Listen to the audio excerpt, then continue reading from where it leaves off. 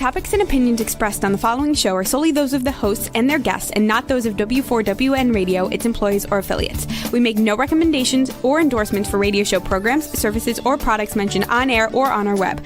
No liability, explicit or implied, shall be extended to W4WN Radio, its employees, or affiliates.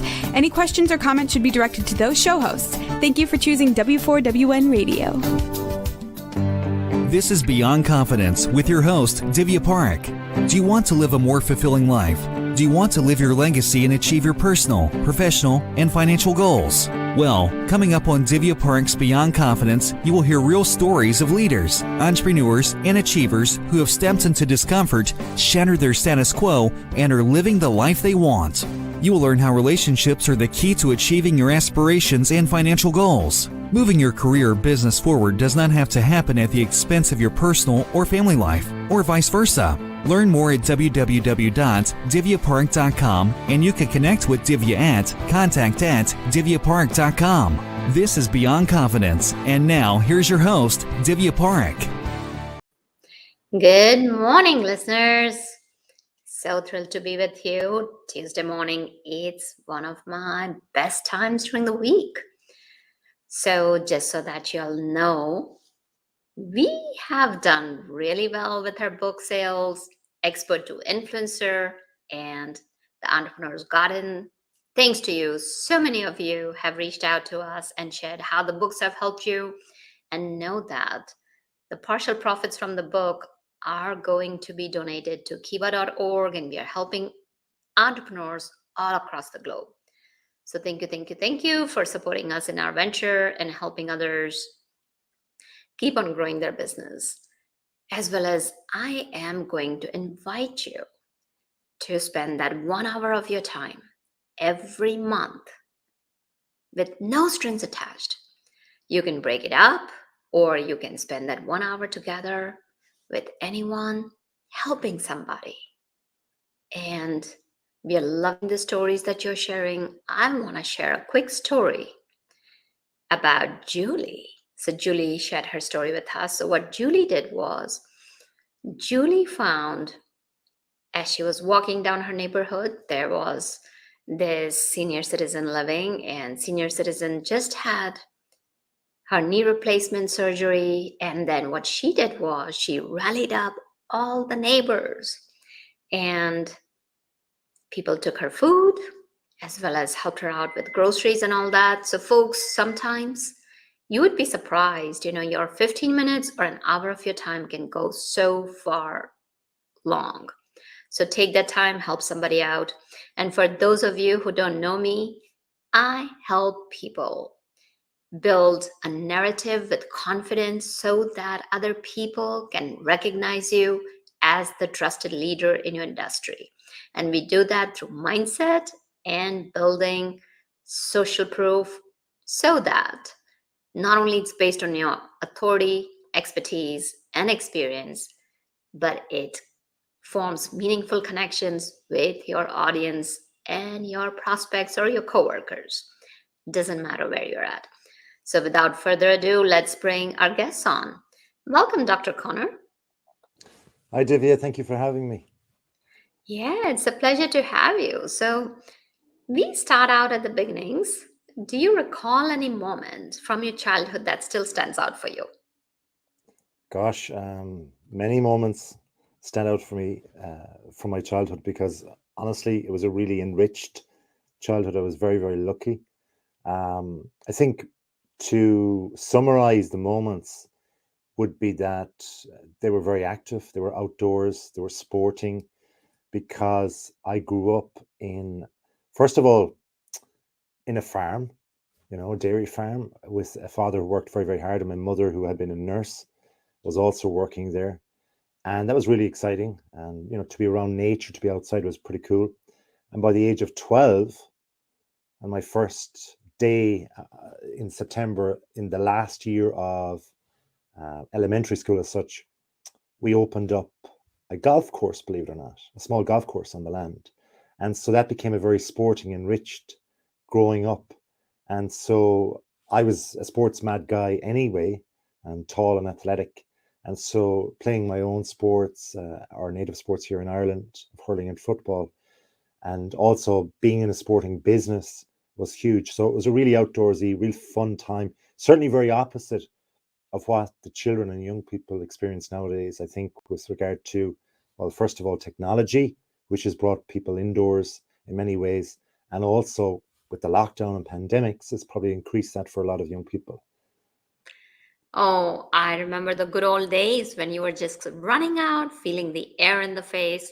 And as a matter of fact, as you're reminding me, it just reminds me of a recent ziplining experience I did on the North Carolina coast. They have the longest or the highest, I don't remember. I think it's the longest and one of the highest on the East Coast ziplining. And I was like, gosh, I used to love climbing trees and should I do it or not? And then I decided, oh, let's go for it. And it was so liberating just careening down the zip line with air, feeling the air in your face. I can definitely relate to that.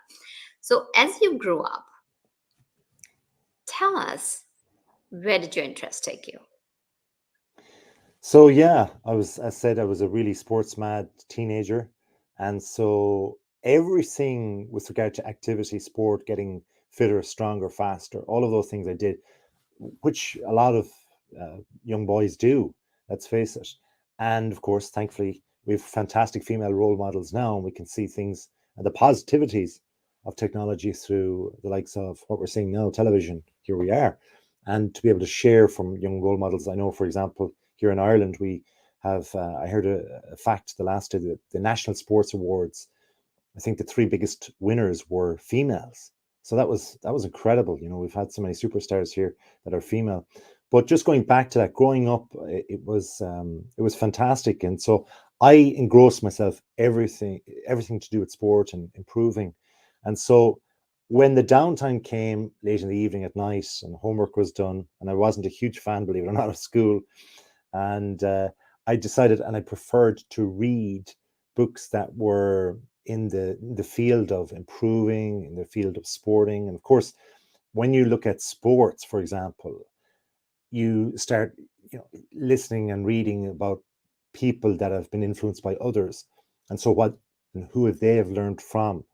And so from there, you kind of backtrack back to, well, how, if they've got like something from that particular book or that particular influence on that their lifestyle, therefore I maybe should delve into that.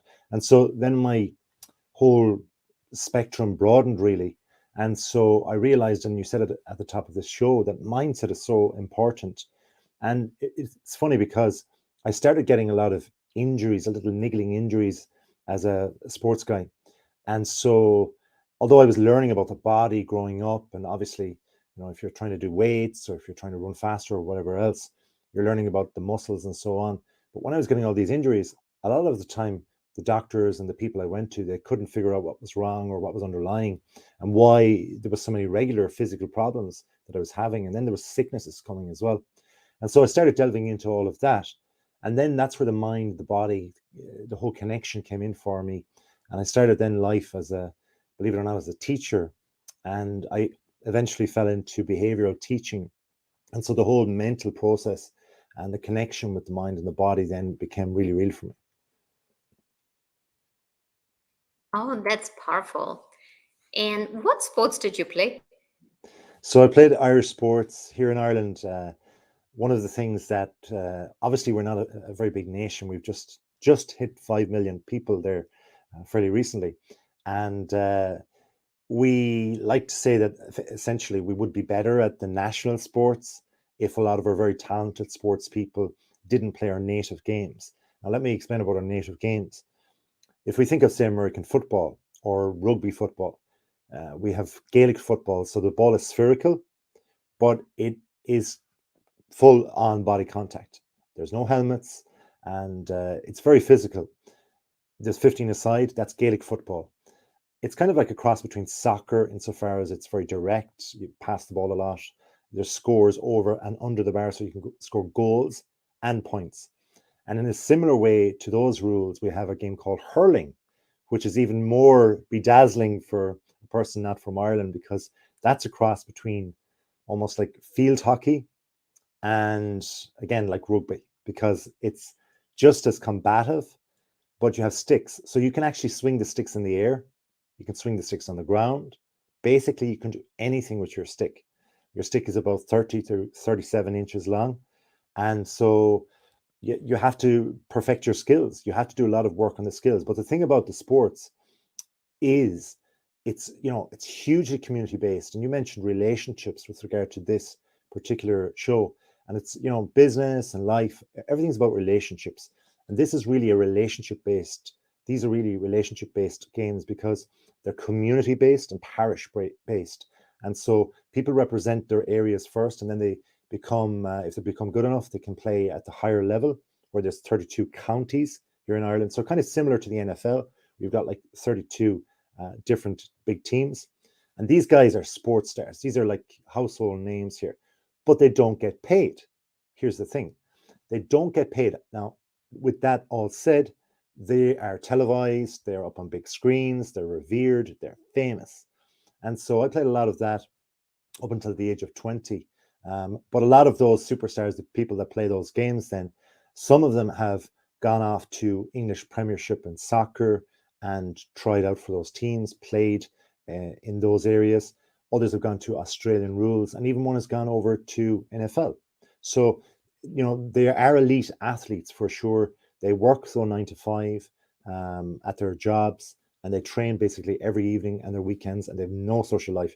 But they do it because the connection is there, the deeper connection between people, and you can be just as revered in that regard as well.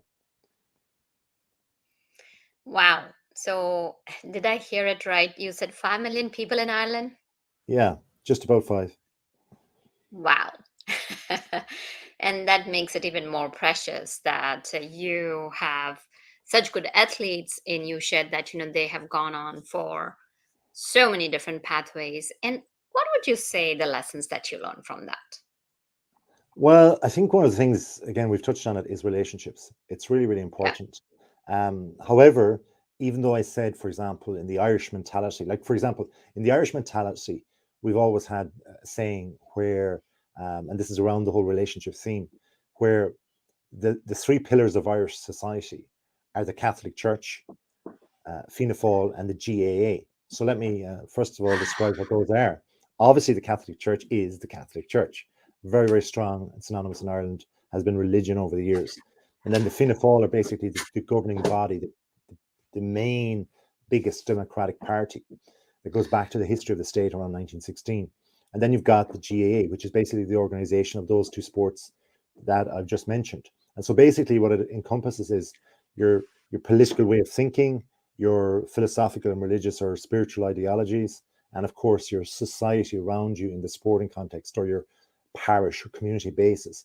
And so all of those three things, those three pillars, are perceived as pillars traditionally in the Irish society, are essentially coming from relationships. So if we break it down, it's relationships, relationships, relationships.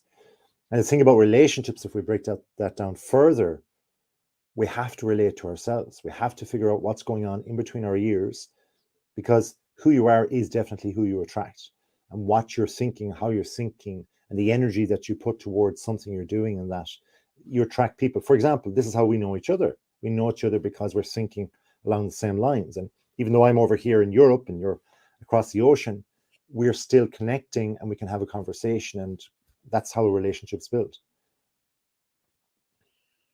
Absolutely. And it doesn't matter where people are people. Whether you're on the same side of the pond, as they say, or on the other side of the pond. People don't change, and it's the connection that can be built and what we can do for other people. So, you did say that you became a teacher and you went into mind body connection. So, tell us a bit more about that. Yeah, so basically, if I rewind back just before I became a teacher, essentially what was happening with me was I was literally sick and tired of being sick and tired. I was fed up. My body was just not doing what it was supposed to do. At 16, 17 years of age, I was a big, tall, strong guy, but I couldn't use that strength. In fact, the strength of the body was kind of Hmm. being used against me, I felt.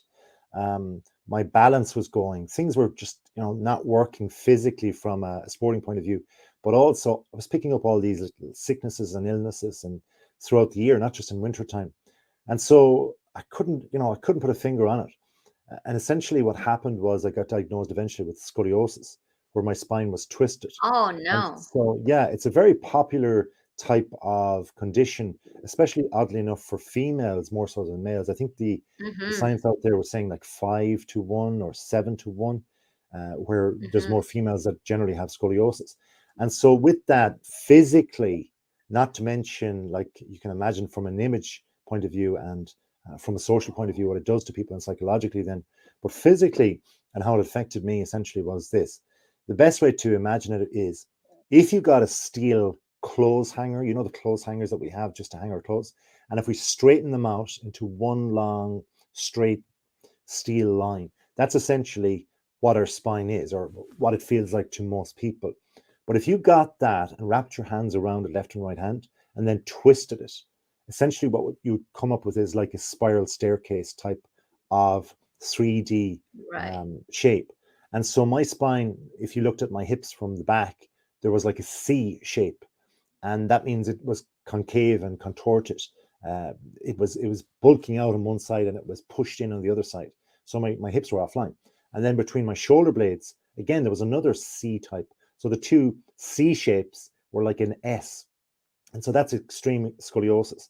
And so what that means is that the Mm. organs then, not just your actual physical status, so playing sports and things like that are compromised, but your organs as well then are not going to be um, as efficient as possible. So in very extreme cases, people have a lot of lung problems, a lot of even heart problems, and further complications as well. Now, luckily enough for me, I had what's known as idiopathic scoliosis. So that means that just don't know where it came from, but it only presented itself when I was a teenager. So the decline for me was as growing up.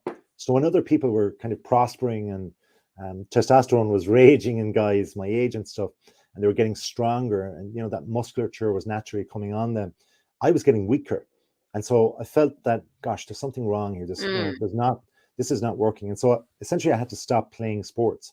I came to a grinding halt where the pain became just too much. I remember waking up one particular morning after training. And by the way, I was training beyond my years because I was pretty good. And I was training with adult teams at 15.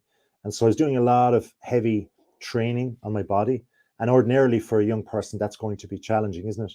But somebody who has actually got an underlying spinal condition, it's going to be, as I said, the weight of the body is essentially working against you. So I woke up with like massive pains. It was like knives into my hips one morning, and that was just, as I said, a grinding halt. So from there, I started looking at what can I do to help myself here. So I went the traditional medical route, and I was assessed by an expert in the field, and they told me that I was inoperable in Europe. And so from there, I thought, okay, well, this is ridiculous. I didn't accept it, right? I said, there has to be somewhere out there, somebody out there, something that can be done. Now, the traditional way of the medics at the time, and certainly even now, helping people like this is putting two steel straight types of rods either side of the spine and screwing bolts into the spine to elongate it, to straighten it. And, in one way, I was kind of delighted that I didn't have to go and do that type of operation. Instead, I said, I'll just look at what was known as the alternative route at the time.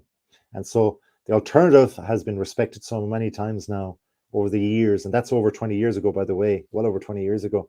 And so I sought out everything. I went to every type of therapist. I spent tens of thousands of pounds or euro or dollars essentially over my 20s, and I came up with a kind of system of management for myself that eventually just helped me as well. And the funny thing was, as I said, I was going into teaching and all that academic world, and I started then qualifying. I swore to myself that if I can find things that are helping me here, I'm going to just qualify at them. I'm going to use myself as a crash test dummy. And so everything I've done, I've used that and I've used it on myself. So there's a lot of neurological stuff. There's a lot of psychological stuff when you go through things like that, that makes sense to you. And so I started reading up on all of the mind stuff, all of the mental stuff. And that's what fascinated me as well. And so as I said, I fell into the realm of teaching, even though I was an elementary school teacher. I was also a high school teacher, but then I fell into in between the behavioral issues, the social issues. And I started my coaching then outside of school hours after that. I started also a therapy place.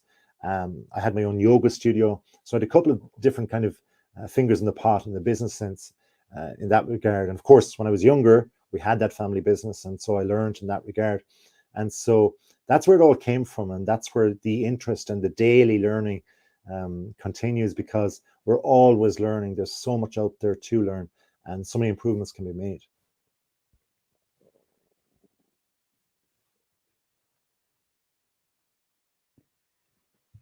What a great journey. I gotta say that kudos to you for going through something like this, because especially as you mentioned, if you're 15 years old and hormones are raging, you want to be out there, be on the field with other peers, and you move through it and took it with grit and a smile on your face, and you carved a life out of yourself.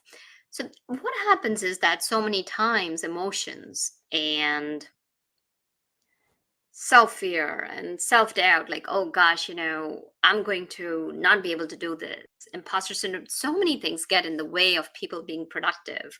So as you have moved through the behavioral issues, what would you say are the top three things that block people from achieving what they want to achieve? I think fear. It's funny. One thing is fear, because as much as education and learning are fantastic, one of the things I noticed in, like, certainly my personal journey in that regard, was that many of the therapists, many of the people and experts in their fields that I went to, they were really good in what they knew. They swore by their techniques or what was going on in the way that they were thought. But they were also equally close-minded to the potential of something outside of their realm.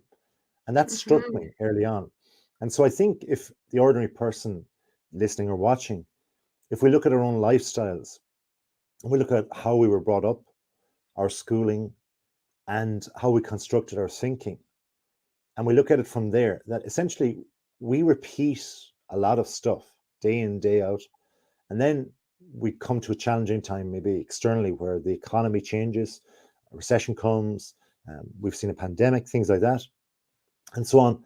And so we realize that's it. I can't improve. I can't change. I can't do something more, because we have this construct of what we've been educated by. Now, not that all education is bad, far from it. It's wonderful. But if we limit ourselves by just getting a certificate in the post after finishing a course, and we say that's it, or if we limit ourselves by, we get to 18 and we finish school, or we get to 25, we finish college or whatever else, and we have a finish line, that's just stopping. That's not working. We have to grow as people, and we have to continue to learn and challenge our own thinking. So there's a fear out there, I think, with regard to all of that, that we kind of snooker ourselves. We put ourselves in a box. We say, I'm an engineer, or uh, I'm a postman, or I'm a nurse, or whatever else. And these are all wonderful professions and things to do, but you can do other things. We all are uniquely different. So I think fear is definitely one thing. And not to fear just growing. Growth can happen at 30, 40, 50, 60, 70 years of age. I read about a person only yesterday who was a first-time author, I think it's 76. So there you go. The next thing is, you have to have, you mentioned grit, and that's the resilience. And there's a lot of things with regard to, a lot of research with regard to resilience now coming on stream. And so there's a lot of questions coming out about current generations, the generation, um, we're talking about the guys that I'm on the periphery with, my age group, which is of course the 40 somethings, right? So Millennial. we got generate millennials, yeah, correct. Because in Europe it's I think it's like 41 or something is a millennial, or in the US it's a little bit older and stuff like that, and down, and Generation X and Z and so on. So basically, these people were saying that the 40 minus will say, people say that they're a lot softer, they just don't work as hard and stuff like that. But, they don't have the grit, they don't have the resilience. But I think we have to kind of look at it like the world has changed so much. Now, I mentioned technology before. And in fairness, these people have been born into a technology revolution that essentially is they are digital nomads. So if we look at ourselves as human beings, we're only as resilient as what we need to overcome, right? So you don't know, I don't know how I would be if a sudden illness came along straight away. We don't know. But I think if we look inside ourselves over the last 2 or 3 years and we look at the pandemic and how we reacted to how we or when we heard or where we were when we heard that there was a lockdown coming up, right? Or even more so when after 2 or 3 weeks of a lockdown, the first lockdown, when it was explained to us and it became clearer to us that this is, a virus, this is going to stay around and stuff, that we realized, whoa, this is not a holiday. This is actually something that's going to be prolonged. So how did you react to that? And that tests your resilience and your mental resolve. The third one, and I mean, there really are so many. I honestly believe there's so many factors, but I would like to bring back in relationships. And the reason I say that is because the importance of relationships now is just as important as ever in human time, right? But what we have to realize that as good and all as it is with the internet, smartphones, iPhones, and so on, and all these technological revolutions, having all of the platforms, social medias, and so on, these are great. But the presence of a person in front of you, you can't beat that. And if we look at, say, resilience or fear, the first two things I mentioned, if you want to test your resilience and fear, have and develop a face-to-face relationship, not just with one person in a romantic sense, but many people from all aspects of life. Really diversify. Challenge yourself with going in front of people who are completely different color, a different religion, a different political ideology, and so on, and try and be calm in their presence. Try and be unemotional. Test yourself. See how your fears are brought up. See how your insecurities are brought up. See how your resilience is tested, and so on. And I think there's so many people now that are leaning on technology, and that's, technology is fantastic, but we have to realize, like, for example, I have a client. I've had a client for a while now, and he's a very, very bright individual. He's cerebral palsy, and essentially he doesn't walk. He's in a wheelchair, but he can't speak either. But he's invented this software, which is incredible, really, on an iPhone, where he gets multiple voices and codes them, and people who can't physically speak can use this, and he's brought it to market. So what a great guy. Now, this guy was ignored because essentially he was seen in a wheelchair. People couldn't understand him. They couldn't empathize with him. So we need to put ourselves in the shoes of others and empathize and realize that, people that are different, just because they're different, they're seeing things from their own point of view. So if we can open up, that's where leadership comes from. That's where the fears, the inadequacies, the resilience, all of these things for you are tested. And so you can kind of develop your skills at developing relationships as well. Absolutely. What you said was so powerful that just because somebody is in the wheelchair, you cannot gauge their capabilities. And going back to your earlier statement about these generations, we have got Z Gen now, we've got millennial generation, and having clients from Z Gen down up to baby boomers, one thing I can share that is that every generation, and I would like to emphasize on that, is brings its own strengths, because the way they have been raised, how the societal events have shaped their thinking doesn't matter, but they're bringing such a different aspect and such a different perspective to the situation, that so many times what happens is that we may be in a conversation and I'm coaching them, and as part of coaching, Connor, you know that, we're listening. And when you listen to them, you end up learning a lot when you are keeping yourself open. So I really like what you shared about having those relationships and getting to know other people, because the more you know, the more you connect, and the more meaningful relationships you have, the more you're going to grow. Now, that said, let's kind of bring it back to relationship to oneself. How can people deepen their relationship, or what can they put into place so that they can increase the productivity in just 15 minutes a day? Yeah, so if we bring it back to ourselves, the thing about it is, no matter who is around you in your life right now, there's, you can kind of get a piece of paper, write it down, and you'll probably find that, okay, this person, they're negative. I know they're negative. I don't need to be around them. I don't want to be around them, but I have no choice, right? So that could be a family member, or that could be, for example, a boss, right? So these are people you need in other aspects of life. And so it's really difficult, right? And it can cause fallouts with positive people who just don't see them, or perhaps haven't been treated by that person in that regard. So we have to be very careful, obviously, with existing relationships.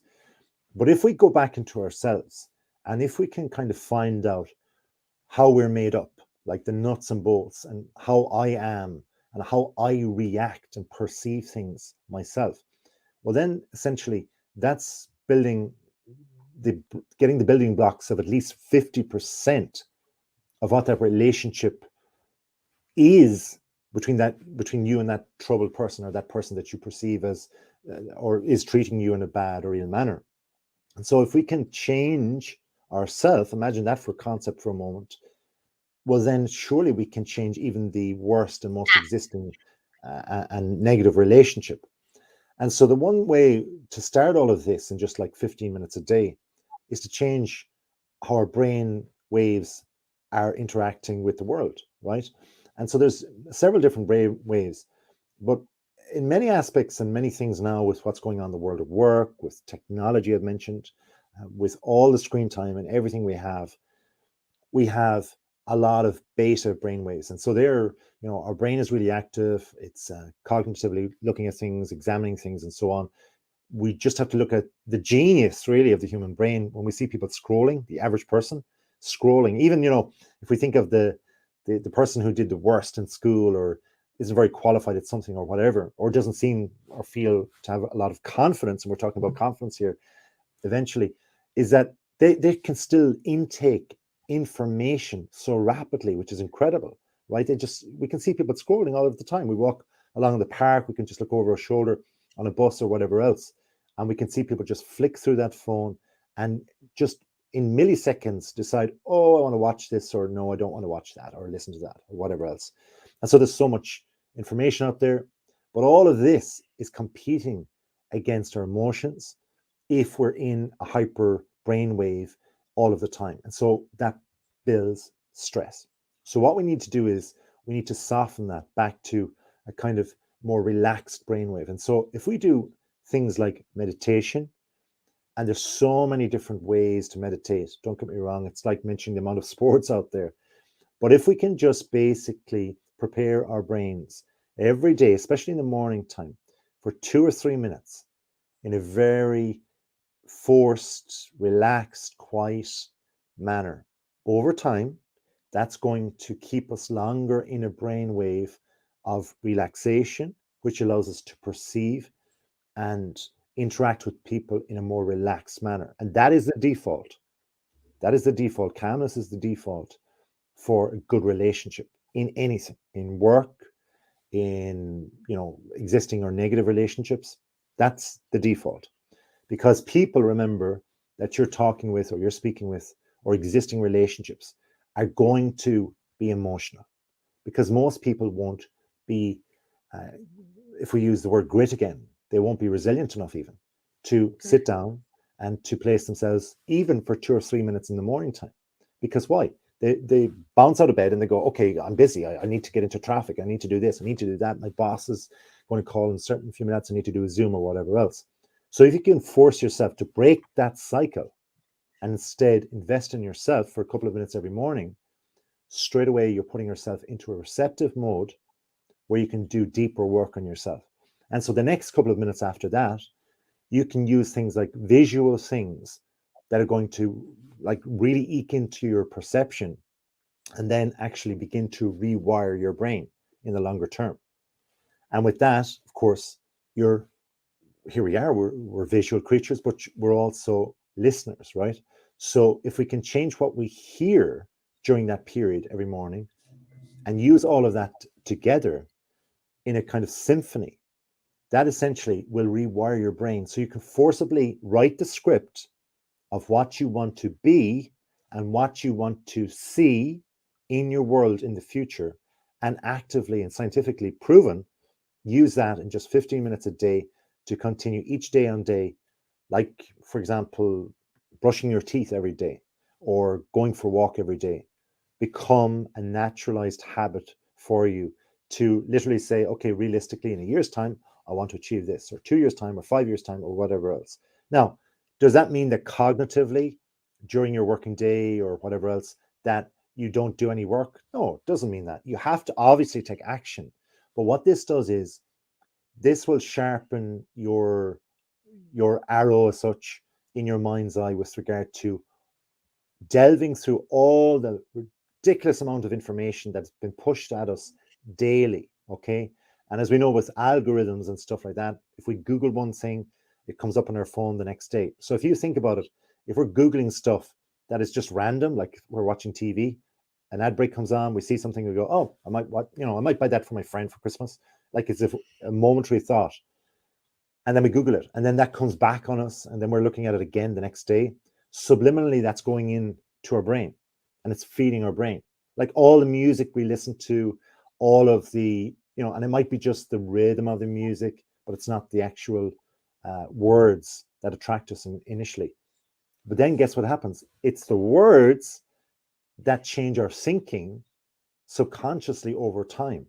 And so if we're listening to a lot of negative stuff, it's going to make us more negative over time. And therefore we perceive what we see, what we hear, and the people we interact with is going to be, and how we perceive them is going to change our relationships with them over time. And so again, if we just think of the existing relationships that start from now, our relationships with people, if we can't help them being our boss or them being a family member, and we have to be around them for family activities or meetings or whatever, if we can slow down our brainwaves just initially, even for a couple of minutes a day, what we can do then is they see us as being a listener, and you mentioned it, and a good coach is a listener. And if you're a listener, you're not going to be reactive. So their emotions will play out, positive and negative. But if you listen, you're giving them attention. If you give them attention, well, then that's, half of a lot of what your relationship is, or where it was, is altering already. Yeah, no, very powerful. So just a few minutes a day and you can change the course of your life. And I really liked what you shared about knowing ourselves. And here's one of the things is that we all have biases. We may think, oh gosh, I'm not biased at all. And here's what I'll say, that there's so many biases that we are even unaware of. And since I became aware of biases, I'm very mindful of which bias is showing up in my life. So for example, confirmation bias. We tend to seek what we believe in. And when we talk about what we tend to seek, so recently there was a study. So I'm a mindfulness practitioner, and the study showed that how the vagus nerve helps you open up the focus, and what what meditation does for it. And there were so many different articles, but my eyes landed on that. So that's where, again, when we talk about what you are consuming. So before they used to say, you are what you think, you are what you eat. So from what you're sharing, we can say you are what you consume. So when you get to know yourself, and then the content you're consuming can have such an impact. So super powerful. So tell us, Conor, where can our listeners reach out to you? Where they can connect with you? Yeah, sure. So everything, it's funny. My vagus nerve is, I suppose, the nucleus is my website. So, and just to complement what you're saying there about the vagus nerve, it's like the central pathway, right? So the website is the central pathway. So if you've got all social medias and you pop them into your website, that's essentially your vagus nerve. So that's the hyper importance of what you're saying with regard to the vagus nerve. But my website is docconor.com. That's DOCCONOR.com. And so you can reach out to me at Conor@docconor.com, but just pop on the website. You'll check everything out there, and you can, all my social medias and everything is there. Well, fantastic. So are there any specific nuggets that you would like our listeners to walk away with? Well, yeah, I mean, don't, going back to the area that you spoke about there and asked about the three different mindset areas. One is don't fear. Like, reach out to me, reach out to people. Worst case scenario, might be able to work with you or whatever, but they'll put you on the right track, right? We're all here to help people. We're all here essentially to give value. We don't want to, like, what I mentioned earlier on, even people that don't feel they have confidence, they're really intelligent to scroll and to figure out what they like and what they want to stop at to consume. So if there's one thing, say, for example, from this particular show that just kind of, got your fancy, send a text, send an email. And worst case scenario, you get redirected, and most people in the world don't do that. And that's incredible, right? So that means there's a limited amount of people out there that actually take that step to actually go, you know what, there's something in me here and I want to improve. I don't know how to do it, but I want to improve. So there's a lot more people out there that will be willing to help. So take that step. Don't be afraid. Absolutely. And just take that one step to make your life better, because we are here to live happily, help others. So thank you so much for sharing your wisdom and nuggets with our audience. Thank you so much, Divya. I'm delighted to be asked. Oh, absolutely, Conor. It was a pleasure. So thank you for joining us. And thank you, listeners, for joining us, because without you, our show would not be possible. You are the heart and soul of our show. And thank you, Juan, for making the show technically possible. So, folks, be well and take care until next time.